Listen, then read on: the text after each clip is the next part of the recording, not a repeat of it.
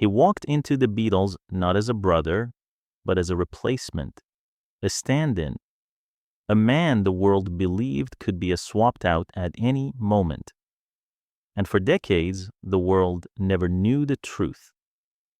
Ringo Starr spent years smiling politely under bright stage lights while headlines mocked him as the luckiest drummer alive. Critics insisted he was just a passenger riding the Lennon-McCartney rocket ship. Even inside the band, whispers spread, some from the very people he trusted, questioning whether he truly belonged. But the real pain? It came from two men inside the Beatles, and one powerful outsider who shattered the band from the inside out. After a lifetime of silence, Ringo has finally revealed the names of the people he could never forgive. And the reasons are far darker than fans ever imagined. This is the story hidden beneath the Beatles' charm and humor, a story of humiliation, quiet resentment, and the unspoken wounds that shaped the most famous band on earth. And trust me, you will not believe who hurt him the most. Ringo's anger didn't begin in Abbey Road, it didn't begin in the recording studio, or during the arguments, or even when his bandmates made him feel replaceable. It began long before all of that.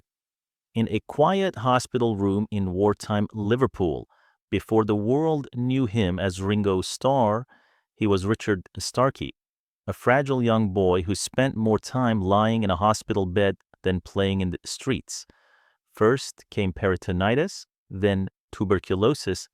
Illness after illness swallowed entire years of his childhood. By the time other children were running, learning, fighting, laughing, he was staring at the same ceiling, wondering why life kept choosing him to suffer. He emerged from those hospitals shy, quiet, and painfully behind everyone else. And worse, he carried a deep sense that other people always knew more, moved faster, lived richer lives than he did. That insecurity never disappeared. It followed him into adulthood. And when he stepped into the biggest band in the world, the shadow of that childhood fear whispered in his ear again, "You're not enough." Music became his escape. Drums became the one thing that made sense. In bands like Rory Storm and the Hurricanes, he wasn't flashy, but he was solid, rock solid. His timing was pure instinct, built from years of listening rather than speaking. So when the Beatles needed someone better than Pete Best in 1962, they didn't hesitate. They called Ringo. He walked into EMI Studios as the upgrade, the quiet professional who could hold the band together. But just days into his dream, humiliation struck.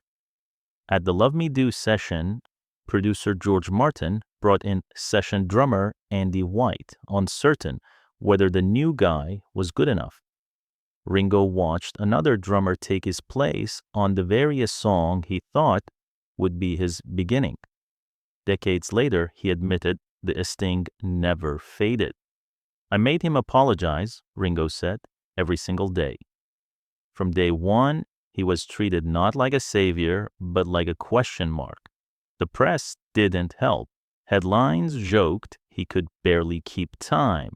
Critics called him the least talented Beatle, insisting he was lucky to even stand behind Lennon and McCartney.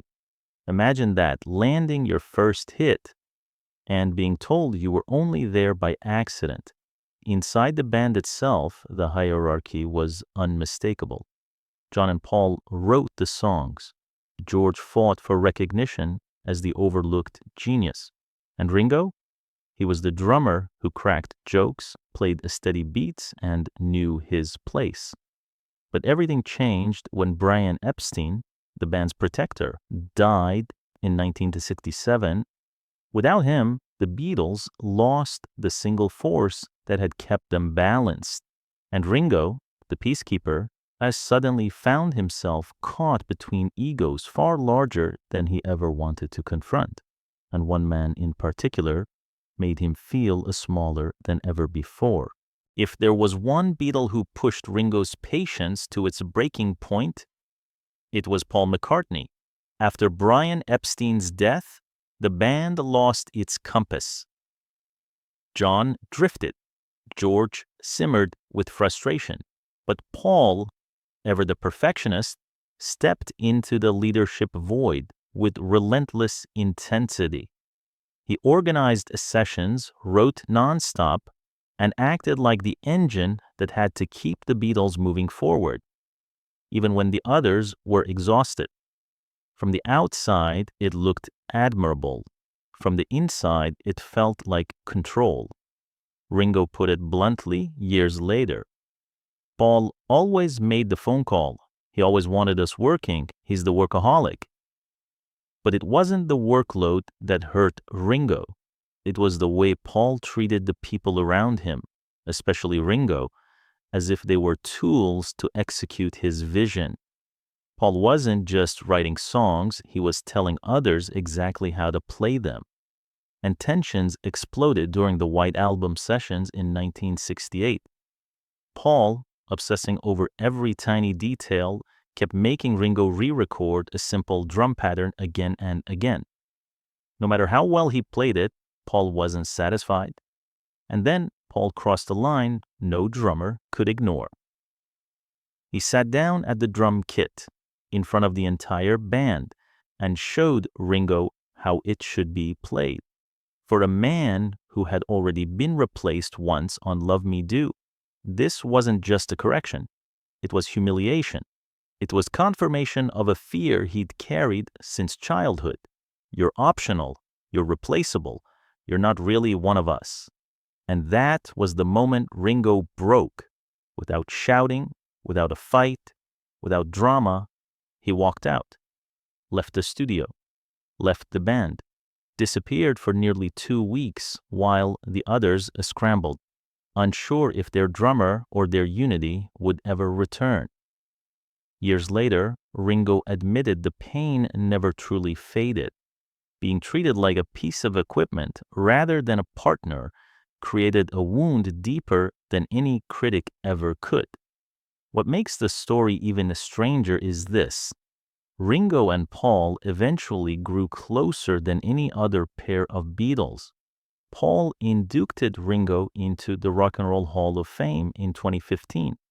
They toured together, they laughed together, they called each other the last two standing. But none of that erases the truth of those early years. Paul's perfectionism, his leadership, his control made Ringo feel like the weakest man in the strongest band on earth. And Ringo wasn't done losing people he loved. Nothing unsettled Ringo more than watching John Lennon slowly disappear into someone he no longer recognized. For years, John had been his anchor. Ringo always admired him. The sharp wit, the raw honesty, the strange but magnetic energy that held the group together even during their worst fights. When the others clashed, Ringo instinctively drifted toward John's side, standing like a quiet shadow near the band's most unpredictable genius. But in 1968, something shifted, softly at first, then like a tidal wave. Yoko Ono didn't just enter John's life, she entered the studio, the creative process, the conversations, the atmosphere, the unspoken hierarchy of the entire band. The Beatles had always been a closed circle, for voices, for opinions, but suddenly there were 5 presences in the room, and only one of them seemed to matter. Sessions grew strange. Ringo described the energy as unbalanced, like something sacred in the band's chemistry had snapped. During experimental recordings, Yoko would interrupt with comments about rhythm or tone. It wasn't the suggestions that stunned Ringo, it was John's reaction. Instead of defending his bandmates, John sided with Yoko instantly, even sharply. One day, he looked at Ringo and said bluntly, "Just keep it even. That's enough." For a drummer who had already spent years carrying the label of least talented Beatle, this was more than a correction. It was a dismissal, a reminder of every childhood insecurity he had ever carried. Your opinion stops where hers begins. Tensions rose each time someone questioned Yoko's presence. George Harrison snapped once, frustrated. John exploded, slamming the table, accusing them of disrespect. It wasn't about music anymore, it was about loyalty. And John's loyalty had shifted completely. Ringo, a man who valued peace above everything, felt the emotional toll deeply. He watched the Beatles, the brotherhood he believed in, lose its emotional center. The leader he admired was no longer leading the band. He was drifting away from it. Years later, Ringo reflected on the era with quiet heartbreak.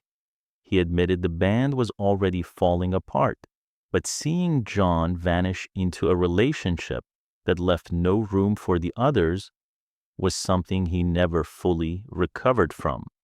And then came the most painful memory of all. In 1980, Ringo visited John in New York. For a moment, it felt like old times, the jokes, the warmth, the sense that maybe deep beneath everything, they were still brothers. Ringo left with hope that one day the wounds could heal. Weeks later, John was gone forever, murdered before Ringo ever had the chance to resolve the hidden anger and confusion between them. Their conflict didn't end. It simply evaporated, leaving a silence Ringo would carry for the rest of his life. If Paul challenged Ringo's confidence and John shattered his sense of unity, then Alan Klein delivered the blow that broke whatever brotherhood remained. His arrival didn't look dangerous at first. It looked like relief. After Brian Epstein's death, Apple Corps was drowning in chaos. Money was leaking everywhere. The world's most famous band couldn't manage their own company. Meetings went nowhere. Polite executives spoke in circles while problems kept multiplying. So when Alan Klein walked in, blunt, aggressive, unapologetically sharp, Ringo felt something he hadn't felt in months: hope. Klein wasn't polished, he wasn't charming, but he promised to fight for them, to protect them, to take control of the chaos. John embraced him first. George followed quickly, and Ringo, desperate for their stability and exhausted by endless mismanagement, signed on with them. Later he explained what drew him in. Klein was a hustler, and I felt it was time someone hustled for me. But behind the tough charm was a strategist, one who knew exactly how to turn cracks into fractures and fractures into open wounds. Klein studied the Beatles like a machine, breaking down a complex engine. He understood Paul's need for control, John's vulnerability, George's resentment, Ringo's desire for peace, and then he weaponized them. Meetings turned into battlegrounds. Small disagreements became 3-against-1 wars. Unity collapsed. Trust disintegrated. Paul refused to sign a contract with Klein. Klein encouraged John, George, and Ringo to move forward anyway. The day Paul sued the other 3 Beatles and Klein in 1970, something inside Ringo broke. The lawsuit didn't just end the band. It ended the lost pieces of friendship they had left. Resentment, shame, confusion, regret. Ringo felt all of it. And then, like every tragedy in the Beatles' story, came the cruel twist. By 1973, Ringo realized the truth.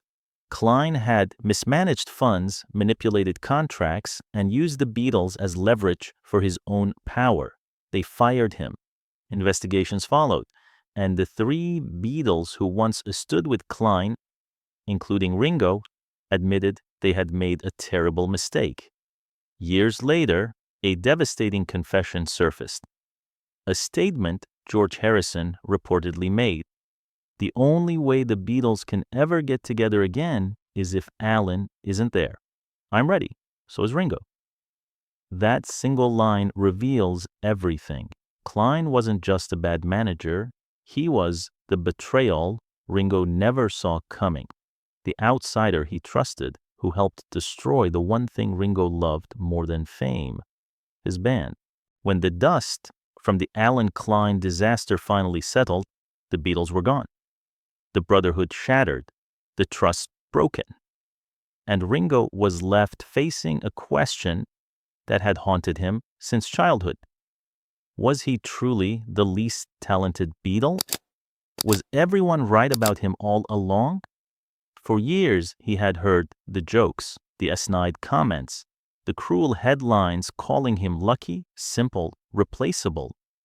Even after the breakup, the echo of those words grew louder because without the band, there was nowhere left to hide. But then something remarkable happened, something time would reveal that critics completely missed. The very sessions where Paul snatched the drum seat, the moments when John dismissed him, the recordings where producers doubted him. Those were the same sessions where professionals noticed something extraordinary. Ringo Starr almost never drifted off tempo. George Martin, the same man who replaced him with Andy White on Love Me Do, eventually admitted Ringo wasn't merely reliable. He was essential. He didn't just keep time, he was the time, the human click track, the steady anchor beneath the chaos and genius of Lennon, McCartney, and Harrison. And younger drummers discovered something else. They couldn't copy his feel, because Ringo didn't play like a machine or a virtuoso. He played like a storyteller. Every fill, every groove, every subtle swing carrying emotion and instinct built from years of listening instead of talking. As the years unfolded, the narrative shifted. His solo career produced real hits. His peers, not nostalgic fans but legends, kept calling him back. George Harrison, Eric Clapton, Bob Dylan, Elton John. They didn't want him because he was one of the Beatles. They wanted him because his groove lifted their music. Even Paul, the same man who once corrected Ringo's drumming in the studio, eventually became his loudest supporter. In 2015, Paul personally inducted Ringo into the Rock and Roll Hall of Fame as a solo artist. By then, the world had finally caught up to what musicians knew all along.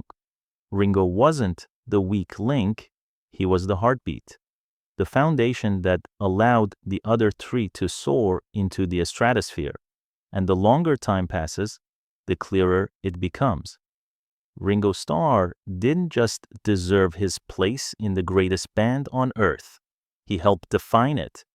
Now that the full picture is finally visible, one question rises above everything else.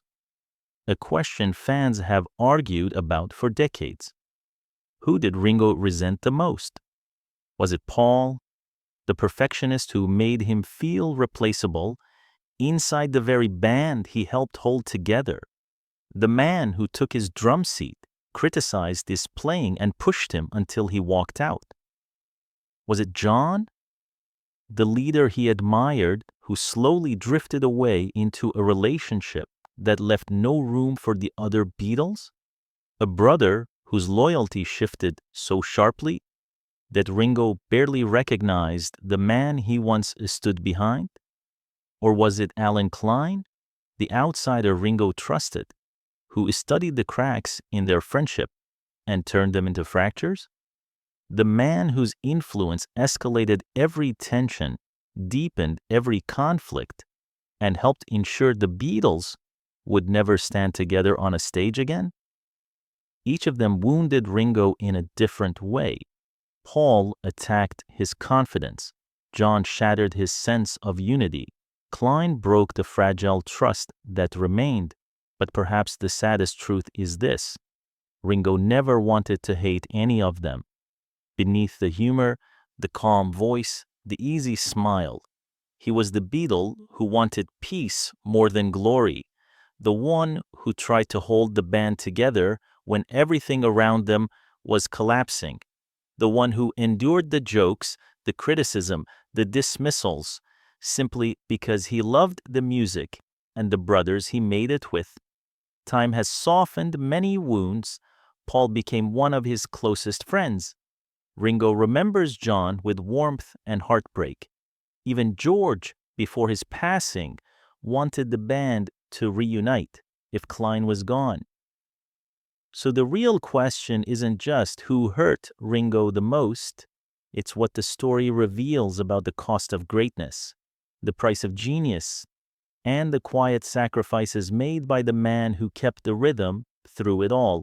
So now you've seen the truth, not the polished smiles, not the rehearsed interviews, not the carefully packaged myth of the world's greatest band, but the hidden fractures beneath the surface, the quiet humiliation, the unspoken rivalries, the outsiders who pushed them apart, and the wounds Ringo carried long after the applause faded. Yet despite everything, Ringo Starr endured. He survived illness, doubt, rejection, critics, lawsuits, and heartbreak. He survived being underestimated by the world and overshadowed by three musical giants standing beside him. And still, he kept the rhythm going for the Beatles, for rock and roll, for more than half a century. Today, musicians study his style with awe. Fans recognize his warmth, his humor, his spirit. And history has finally corrected the lie. He wasn't the least talented Beatle. He was the heartbeat, the steady presence that allowed the chaos of genius to shine. And now, Trung, the question passes to your viewers. Who surprised you the most in this story? Paul, John, or Alan Klein? And why? Tell your audience to comment below, because every comment brings a new perspective, and every perspective helps uncover another hidden chapter behind the world's most legendary band. And if they want more untold stories, more secrets hidden behind iconic smiles, more raw, unfiltered truths from the legends of Hollywood and rock, tell them to like the video, subscribe to the channel, and ring the notification bell, because many more shadows still remain behind the spotlight.